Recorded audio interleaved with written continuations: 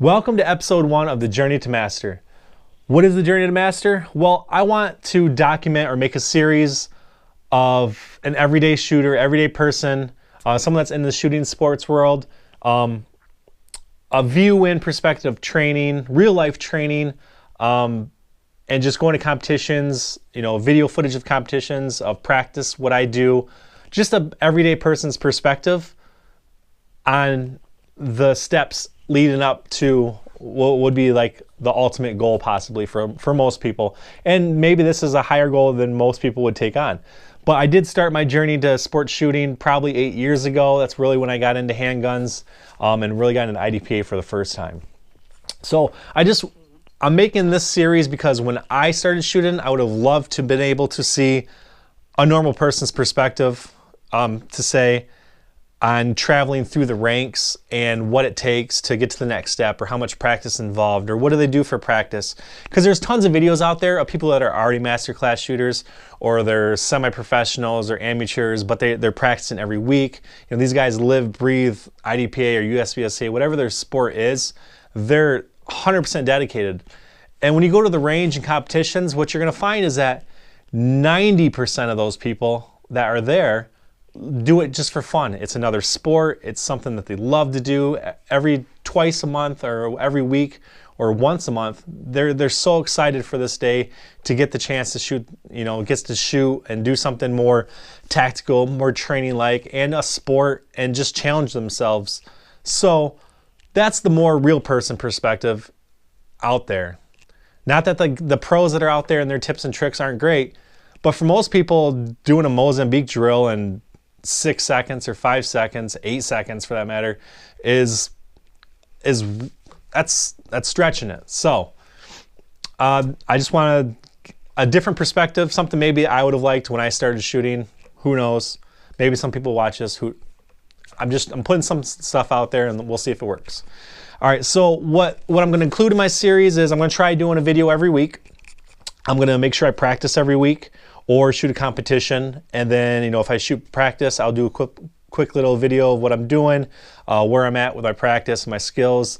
And then if I do competition, I'll just shoot video footage of my competition and how I end up with the competition. I am blessed that locally around me, I've probably got 5 or 6 big ranges within an hour or so that do hold monthly competitions, and I know a lot of the shooters around here, and there's a lot of good guys. So this definitely be interesting. I'm doing this for myself because I need, last couple of years, my Pyntek's been growing, just life gets in the way and stuff gets pushed aside. Unfortunately, my competition shooting and what really got me into all this stuff, it succumbed to everything else, including one of my other hobbies, favorite things in my life is motorcycles. I kind of got into motorcycle racing.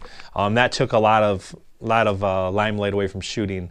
And I didn't get my priorities straight. So back to shooting, and we're gonna do this. I call this my journey to master because, when I started shooting 8 years ago, I was novice sharpshooter, and I was all about it. I was practicing every week. I started reloading my own bullets, and I was into it. I was so excited, just live, breathe. I was sleeping in it. I'd be at work and just thinking about drawing and aiming and acquiring my sights and just getting those rhythms and motions in. And so I really hit it hard, and then I progressed pretty fast. I got up to expert, I think within a year and a half. And then, I was practicing for myself on the qualifier. Me and a good friend of mine, we were out practicing, trying to do the qualifier and going to the competitions. We had state matches, regional matches. A lot of those top shooters, the professionals, I've seen them all shoot in person, and they're amazing. And what I think is it's just practice, repetition, and basics. Fundamentals. Fundamentals are great in every sport, and shooting sports is no different. You got to practice the fundamentals over and over and over again, and test yourself. Don't ever get used to shooting, say, like 7 yards. Just keep practicing. So anyways, all this stuff we're going to break down as we progress weekly. I'll do a weekly video covering training, what distances should you train at, what to expect. But this video is really just kind of an intro into what I want to get into. So my journey to master, I progressed pretty fast in a year and a half, and I became an expert. I got second place at a regional match in expert division, and there was 19 people, so I missed my bump to master. I was really close. I was pretty good. I would say that I was quite wild with my speed at first because I wanted to practice speed and have accuracy catch up on the tail end versus accuracy first and then work on my speed later. So I'm still, that theory about that is, I'm still up in the air about that. Accuracy is definitely really important because a couple bad shots can ruin your day in a hurry. So again, I'm going to focus on IDPA. USBSA, I love shooting that. It's just a different feel. It's lots of fun. I'll do some steel.